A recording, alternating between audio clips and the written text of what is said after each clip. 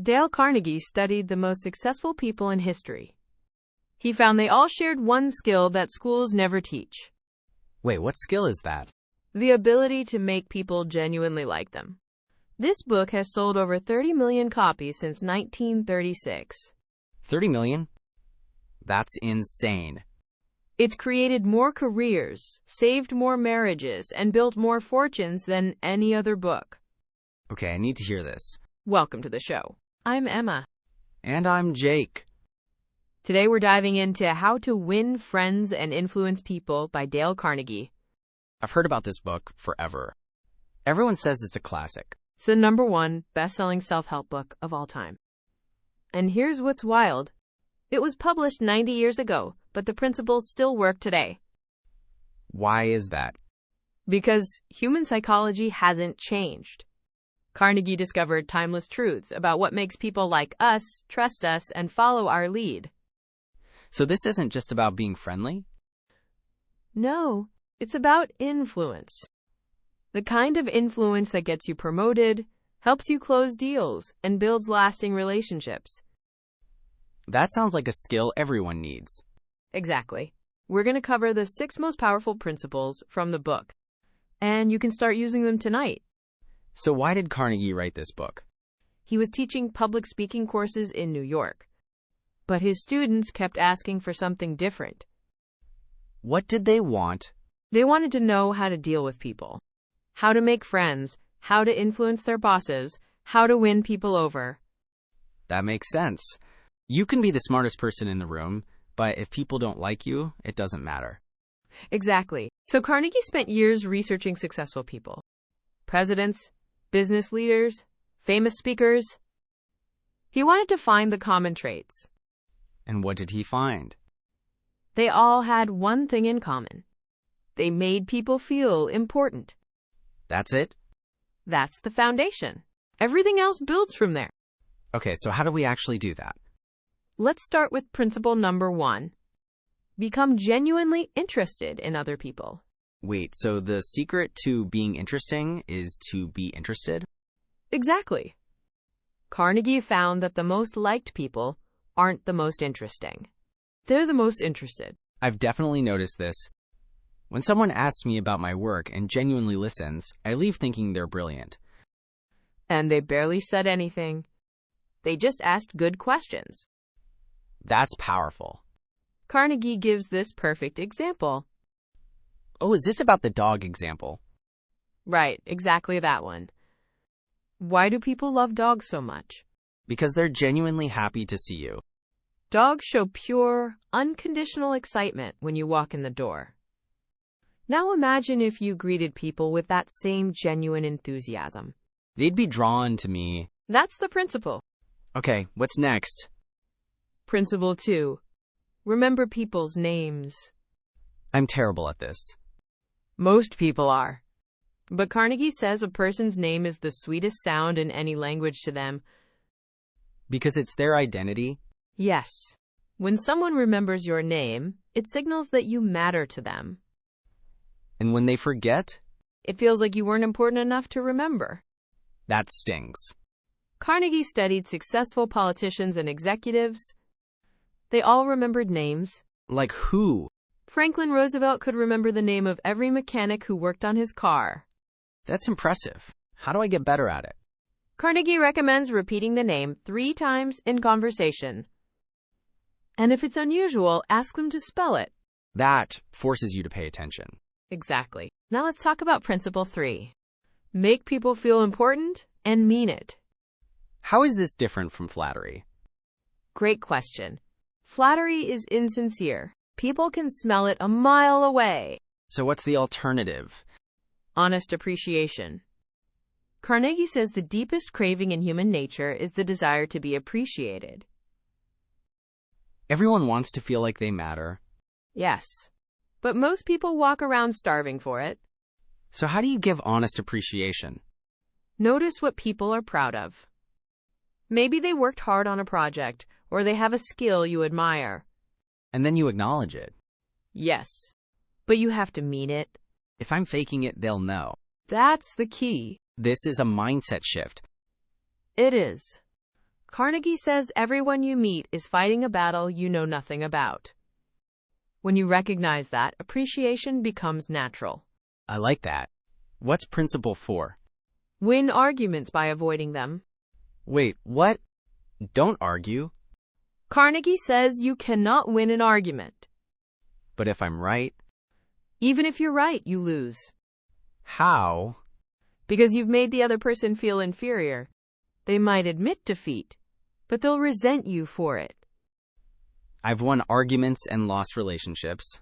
That's exactly what Carnegie warns against. So what do you do instead?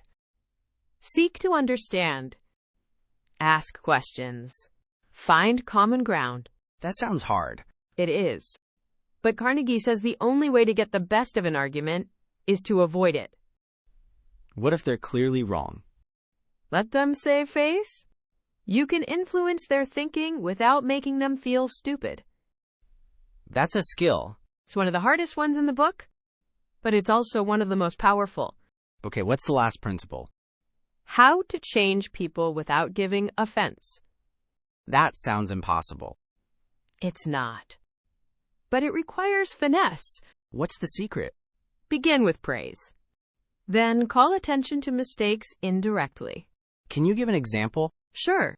Instead of saying, "You're always late," you say, "I really appreciate your work." It would help the team even more if we could start meetings on time. That's way less confrontational.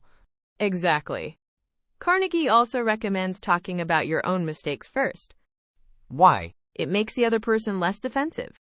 If you admit you've made the same mistake, they don't feel attacked. That's smart. And here's another tip. Ask questions instead of giving orders. How does that work?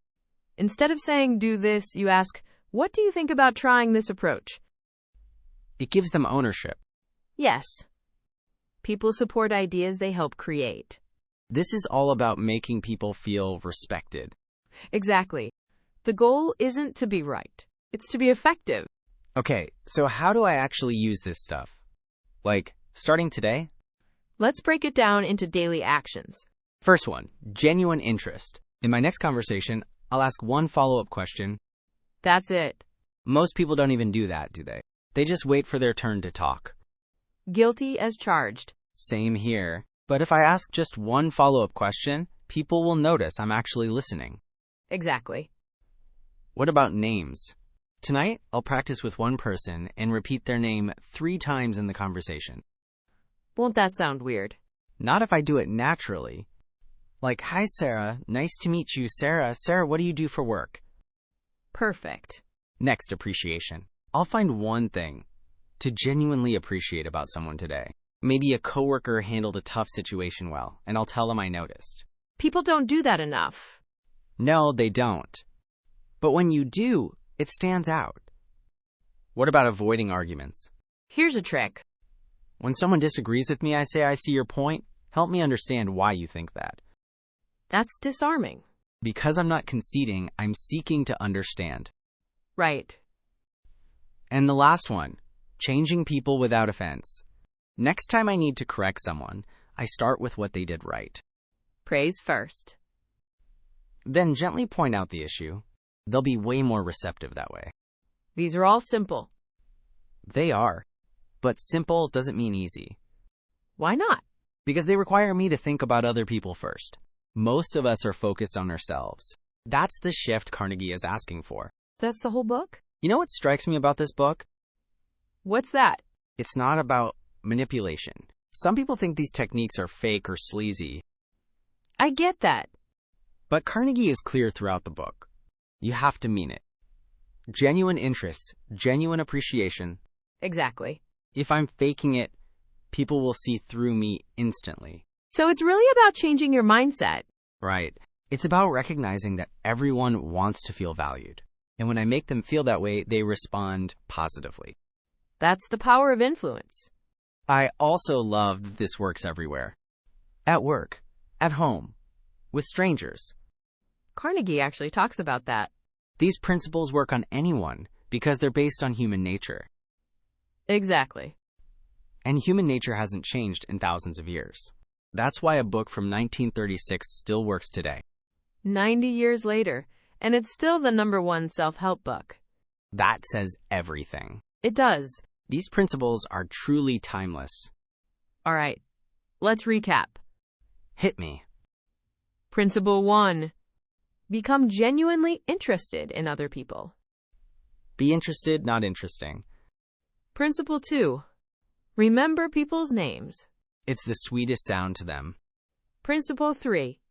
Make people feel important and mean it. Honest appreciation, not flattery. Principle 4. Win arguments by avoiding them. Seek to understand, not to win. And Principle 5. Change people without giving offense. Praise first, correct, gently.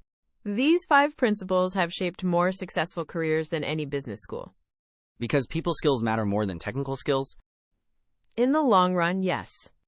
You can be brilliant, but if you can't work with people, you'll hit a ceiling. So what's the first step? Pick one principle. Try it today. Just one? That's all you need. Master one, then add the next. I'm starting with names. Good choice. Thanks for listening, everyone. If you found this helpful, subscribe for more insights on timeless skills. Now go apply these timeless principles and watch your relationships transform.